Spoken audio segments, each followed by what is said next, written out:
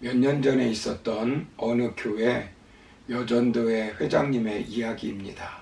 교회 공동의회에서 권사님 6명을 피택하기 위하여 권사 피택 투표를 하였다고 합니다. 그런데 권사 투표 결과 2명이 피택되고 여전도회 회장인 자신은 피택이 되지 않았다고 합니다. 그 권사님은 이 정도의 지지를 받지 못하고 있다면 회장직을 그만두는 것이 하나님의 뜻이 아닌가라는 생각을 하였다고 합니다. 그리고 자신 마음에 들리는 소리가 너는 하나님의 일을 한다고 하지만 많은 사람은 너를 인정해주지 않는다고 그만두라고 하는 마음의 소리가 들린다고 합니다. 그래서 교회 가기도 싫고 사람들 보기도 싫다는 것이었습니다. 오늘 본문에서 교훈을 받고자 하는 것은 이런 문제를 당했을 때의 교훈입니다. 열심히 노력해서 대학에 합격했습니다. 그런데 등록금이 없는 것입니다. 기도하여 사랑하는 사람과 결혼을 하였습니다. 그런데 아기가 없는 것입니다. 열심히 수고하여 공장을 짓고 제품을 생산하였습니다. 그런데 경쟁력이 없는 것입니다. 오늘 본문은 바로 그런 상황입니다. 굳게 닫힌 여리고성처럼 우리가 삶의 현장에서 답답한 문제를 만날 때가 있습니다. 이럴 때 우리는 어떻게 크고 작은 여리고성 같은 문제를 해결할 수 있을까요? 그리고 그 문제를 해결하여 약속의 땅, 하나님이 허락하신 가나안 땅에 들어갈 수 있을까요? 먼저는 굳게 닫힌 문에 흔들리지 말고 문을 열어주시는 하나님께서 맡겨주신 사명에 집중해야 한다라고 지난 시간에 말씀드렸습니다. 둘째는 하나님의 뜻대로 전략을 세워 정복을 해야 합니다. 전쟁을 눈앞에 둔 여호수아에게 하나님께서는 무엇이라고 말씀합니까? 본문 3절을 보시면 너희 모든 군사는 그 성을 둘러 성 주위를 매일 한 번씩 돌되 엿새 동안을 그리하라라고 말씀합니다. 마땅히 무장하고 전술 훈련을 해야 할 군사들에게 이해할 수 없는 작전 계획을 말씀하십니다. 4절을 보시면 제사장들은 7 양각 나팔을 잡고 언약궤 앞에서 행하라고 말씀합니다. 제7일에는 성을 7번 돌고 제사장들은 나팔을 불라고 말씀합니다. 제사장들에게 기도하라고 말씀하지 않고 언약궤를 메고 선봉에 서라는 것입니다. 나팔을 들고 선봉에 서라는 것입니다. 5절을 보시면 백성들은 제사장들이 양각 나팔을 불 때 그 소리를 들으면 큰 소리로 외치라는 것입니다. 그러면 성이 무너져 내릴 테니 백성들은 각기 앞으로 올라가라고 말씀합니다. 이 작전 계획을 받은 여호수아는 어떻게 합니까? 제사장을 불러 언약궤를 메라고 합니다. 그리고 7 양각 나팔을 잡고 여호와의 궤 앞에서 행하라고 말씀합니다. 그리고 백성들에게 무엇이라고 작전 계획을 말합니까? 나아가서 성을 돌라고 합니다. 무장한 자들은 여호와 궤 앞에서 행하라고 말합니다. 하나님의 작전 계획을 의심하지 않고 여호수아는 백성들에게 그대로 지시합니다. 즉 하나님의 뜻대로 하는 것입니다. 우리는 내 계획이 아니라 하나님의 작전 계획에 따라 인생을 설계하면 우리는 반드시 인생의 크고 작은 여리고성을 무너뜨릴 수 있습니다. 여리고를 공략하는데 이성적이지도 논리적이지도 않다고 세상적인 방법을 따라서는 안 됩니다. 인간의 방법보다 하나님의 방법이 미련하고 부족해 보일지도 모릅니다. 그러나 그 방법은 탁월한 것입니다. 고린도전서 1장 25절을 보시면 하나님의 미련한 것이 사람보다 지혜 있고 하나님의 약한 것이 사람보다 강하니라 라고 말씀합니다.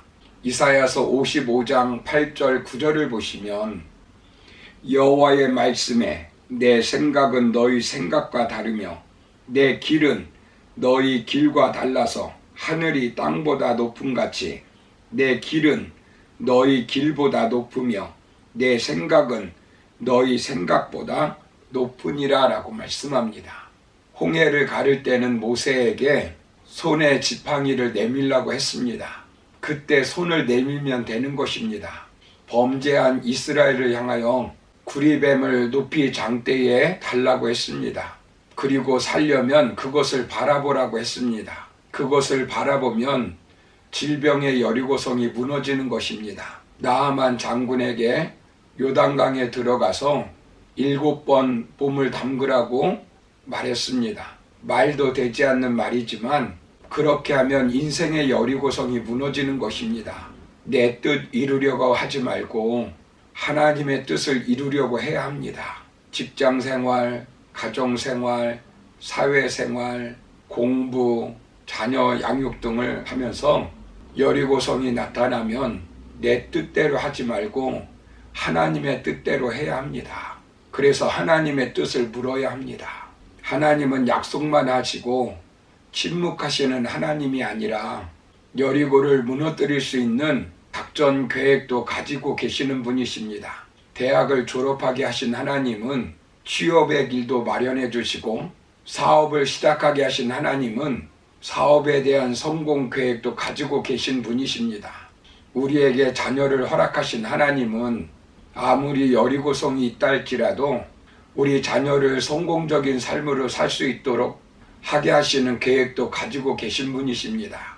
하나님의 뜻을 살펴야 합니다. 자신을 앞세우지 말고 하나님의 뜻, 하나님의 지시를 따라야 합니다. 여러분, 서두에서 말씀드린 여전도 회장 권사님에게 하나님의 생각, 하나님의 뜻은 무엇일까요? 기도하면 마음속에 회장직을 그만두라는 그 음성이 하나님의 뜻일까요? 사탄의 음성일까요? 자신의 음성일까요? 하나님께서는 하나님의 뜻을 분명히 알 수 있도록 보여주신 하나님의 뜻이 있습니다. 그렇다면 우리가 하나님의 뜻을 어떻게 알 수 있겠습니까? 먼저는 하나님의 뜻은 말씀을 읽음으로 알 수가 있습니다. 요한복음 7장 17절을 보시면 사람이 하나님의 뜻을 행하려 하면 이 교훈에 하나님께서 왔는지 내가 스스로 말함인지 알리라 라고 했습니다. 권사 투표에서 떨어졌다고 회장직을 그만두는 것이 하나님의 뜻일까요? 아닙니다. 하나님께서 왜 직분을 세웠다고 말씀합니까? 에베소서 4장 12절을 보시면 성도를 온전케 하고 봉사의 일을 하게 하고 그리스도의 몸된 교회를 세우게 하기 위해서라고 말씀합니다.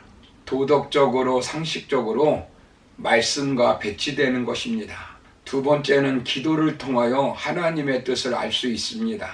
예레미야서 33장 3절을 보시면 너는 내게 부르짖어라 내가 네게 응답하겠고 네가 알지 못하는 크고 비밀한 일을 네게 보이리라 라고 말씀합니다.